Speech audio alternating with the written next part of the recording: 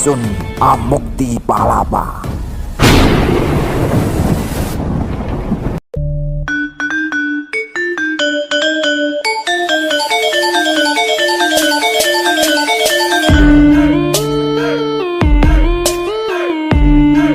Lamun huwus kalah Nuswantara, ingsun Amukti Palapa.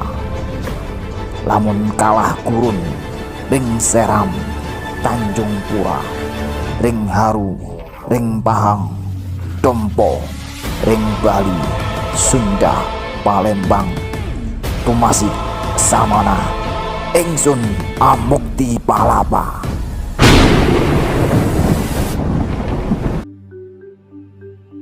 Begitulah Sumpah Palapa atau yang disebut dengan Amukti Palapa, yang diikrarkan oleh seorang Mahapati Kerajaan Majapahit pada masa Raja Hayam Wuruk, yaitu Gajah Mada. Berikut ini adalah sejarah dan isi dari sumpah tersebut.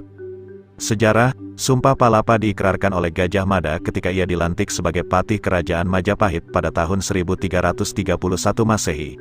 Intisari sumpah tersebut adalah bahwa Gajah Mada bersumpah untuk tidak akan makan palapa, semacam jenis rempah-rempah yang manis, tidak juga bersenang-senang atau beristirahat sebelum seluruh Nusantara bersatu di bawah kekuasaan Majapahit. Pelaksanaan Sumpah Palapa dan kegigihan Gajah Mada membuat wilayah kekuasaan Majapahit meluas. Dalam melaksanakan sumpah tersebut, Gajah Mada juga mendapat dukungan dari beberapa tokoh seperti Aditya Warman dan Laksamana Nala. Di bawah kepemimpinan Laksamana Nala, Kerajaan Majapahit kemudian membentuk angkatan laut yang sangat kuat dan bertugas untuk mengawasi seluruh perairan yang ada di wilayah Nusantara. Upaya untuk memperluas kekuasaan Majapahit terus dilakukan. Upaya terakhirnya yaitu dengan upaya penyatuan, melalui perkawinan antara Raja Hayam Wuruk dengan Putri Dyah Pitaloka Citraresmi dari Kerajaan Sunda. Namun upaya tersebut gagal dan ditandai dengan tragedi Bubat.